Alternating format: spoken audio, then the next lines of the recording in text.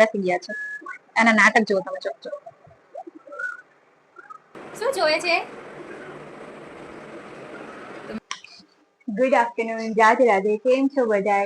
તો સૌથી પહેલા તો બધાને જય શ્રી કૃષ્ણ. તો ઘણા દિવસો પછી આપણો આ વ્લોગ આવી રહ્યો છે. ઘણા દિવસોથી હું થોડી બિઝી હતી કામમાં. મને એમ થતું હતું કે નહીં હું વ્લોગ બનાવી લો, પણ હું એટલી મારા શેડ્યુલમાં બિઝી હતી તો મને ટાઈમ મળતો નતો. તો આજે મેં વિચાર્યું છે કે નહીં વ્લોગ સ્ટાર્ટ કરી દઈએ. અત્યારે વાગ્યા છે બપોરના આઈ થિંક 3:30 વાગી ગયા છે. પણ મેં વ્લોગ સ્ટાર્ટ કરી દીધો છે કેમ કે મને મારા ઓડિયન્સ સાથે હવે પાછું જોડાવવું છે. હું આઈ થિંક 3 મહિનાથી વ્લોગ નથી મૂકતી. હા, પહેલા મેં મારી જાતે ડિસાઈડ કર્યું હતું કે હું 15 દિવસ વ્લોગ બંધ કરી દઉં કેમ કે મારે થોડું કામ હતું વધારે બીજું. તો મેં એવી રીતે કર્યું હતું. મને એમ હતું કે 15 દિવસ પછી હું વ્લોગ સ્ટાર્ટ કરી દઈશ, બટ મારાથી ના થયા. તો એમ કરતા કરતા મેં આજે કરીશ, કાલે કરીશ, એમ કરીને આજે 3 મહિના થઈ ગયા છે.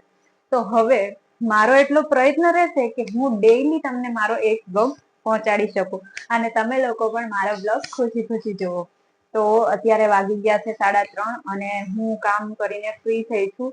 અને હા, કેમ કે વ્લોગ નતા આવતા એટલે તમને ખ્યાલ નહીં હોય કે મીહુ અહીંયા નતો.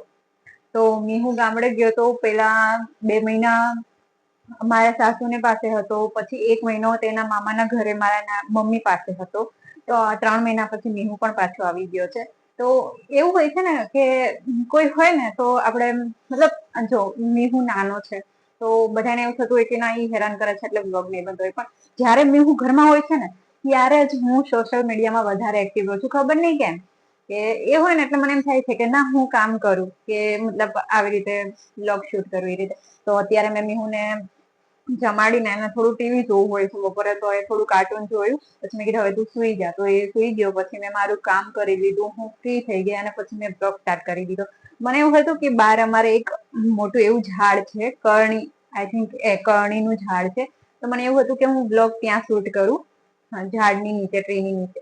બટ હું જેમ ફ્રી થઈ અને બહાર જવા ગઈ ને તો વરસાદ ચાલુ થઈ ગયો. એટલે મેં કીધું નહીં હવે કિચનમાં જ શૂટ કરી લઉં કેમ કે હું અત્યારે બેડરૂમમાં સૂતો છે.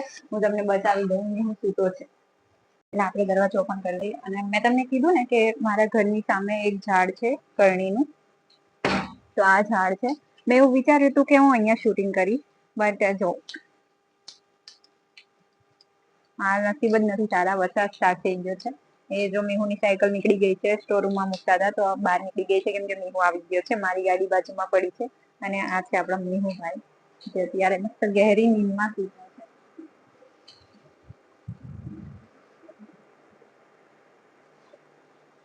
સોરી. એને તરત ખ્યાલ આવી જાય છે કે મમ્મી શૂટિંગ કરે છે. પટાક દઈને ઉઠી જાય.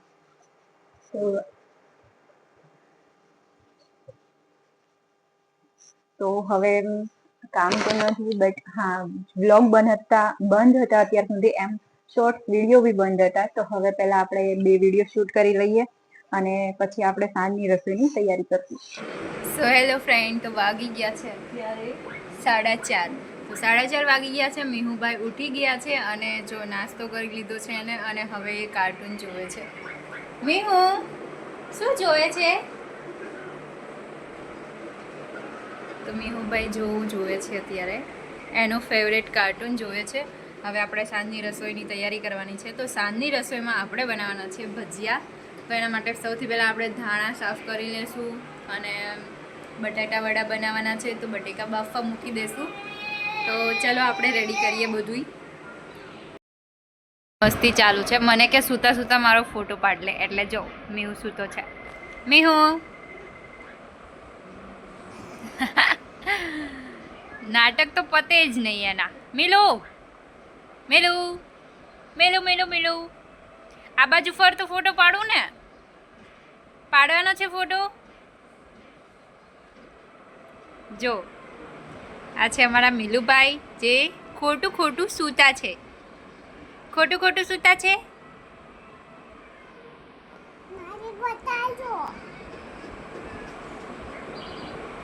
લો બતાવો. ફ્રી થઈ ગયા છીએ અને વાગી ગયા છે અત્યારે 10 વાર છે અને મીહુભાઈ પણ જો વડ ખાય છે.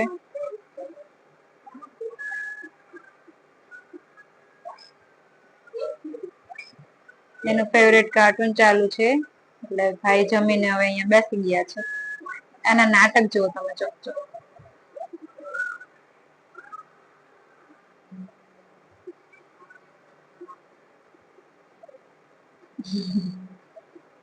એ પડશે ને તો શાંતિથી તો નહીં જ બેસે.